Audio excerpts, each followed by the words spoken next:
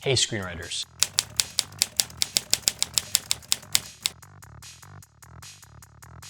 Well, I'm finally back. I've been away for a while. I've actually moved into a new apartment.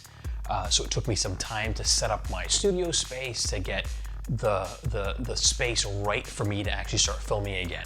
And I spent the last couple of days sort of setting things up, and this is what the new studio is going to look like. So hopefully you enjoy it, and hopefully it makes it easier for me to produce better videos and faster videos for you, because I really want to do a lot more videos in the rest of the year. I really want to produce better quality videos. I want to be as helpful to you guys as possible in your screenwriting journeys. And today's video is actually about the very first screenwriting book that I ever bought.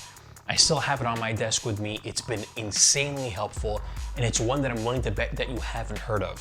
So what's this book and why do I love it so much? Let's get into it.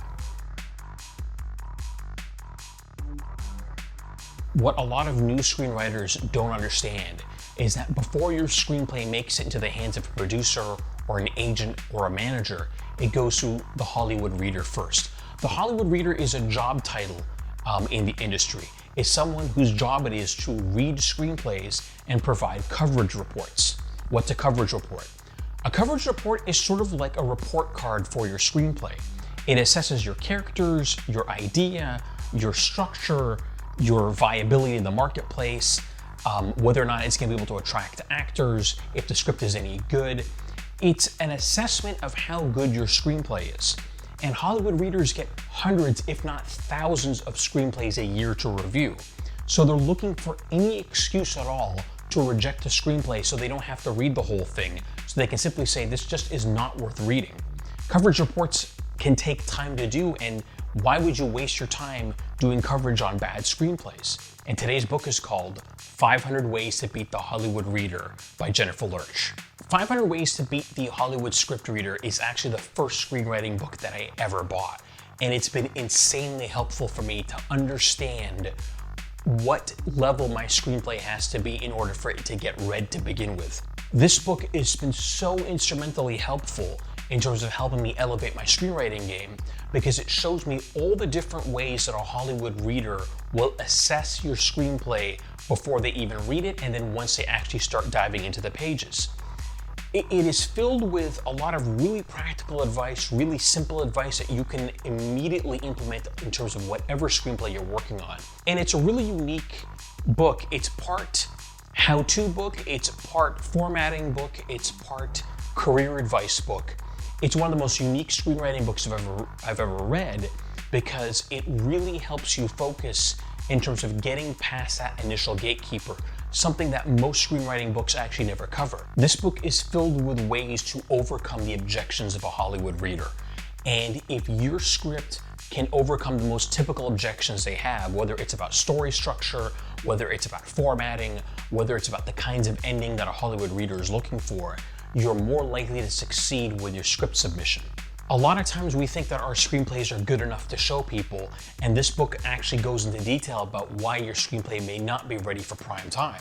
So let me just give you some examples of some of the advice that Jennifer gives in this book that I found really helpful when I've been writing my screenplays, and just give you a sense of what's in this book.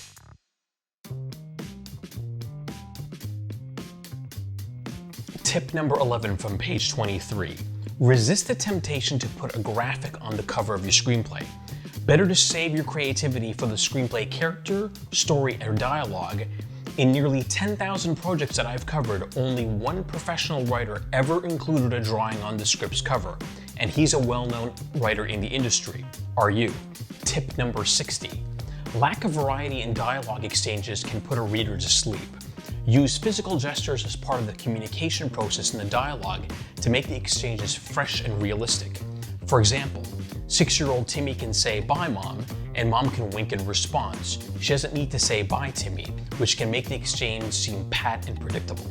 Tip number 446.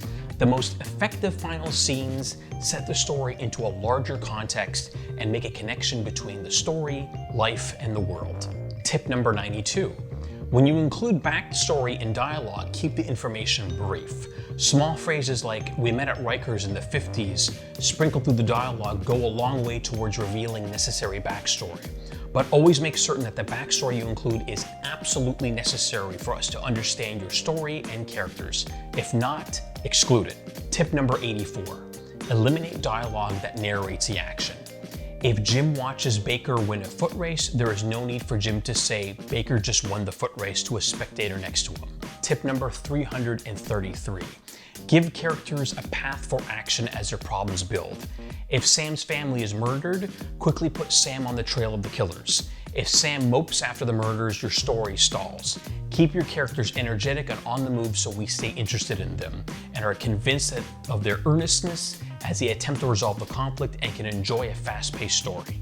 Tip number 284, give your script the ultimate test to beat the Hollywood reader. Synopsize your story in the same way that the reader will synopsize your coverage. Take several pages to tell your story. That's how readers at many studios and production companies present stories to executives. Write out your story in the same way that you would explain a movie to someone outside of a movie theater. Hit the main beats, surprises, reveals, points of no return, the climax, and the resolution. Leave out none of the elements essential to the action. So the book, 500 Ways to Beat the Hollywood Script Reader, is a way for you to understand the common objections that they have in screenplays to make sure that your script doesn't have it, so that when you're working on it and when you're looking to submit it, you've overcome the most obvious, the most likely objections that they have. It is a really invaluable book to me, and it's amazing when I've been preparing for this video, I've sort of been rereading it, and I forgot how much of the lessons in this book that I've actually internalized myself. I realized that I've been doing a lot of things that this book suggested unconsciously now when I'm writing my screenplays. That's how good this book is. And like I said, I don't think it gets nearly enough respect or nearly enough attention as it should. Now, in all fairness, it's a dated book. This book was written in 1999. So the references in it are a little off. The industry has changed a considerable amount since 1999, but it's still absolutely valid today.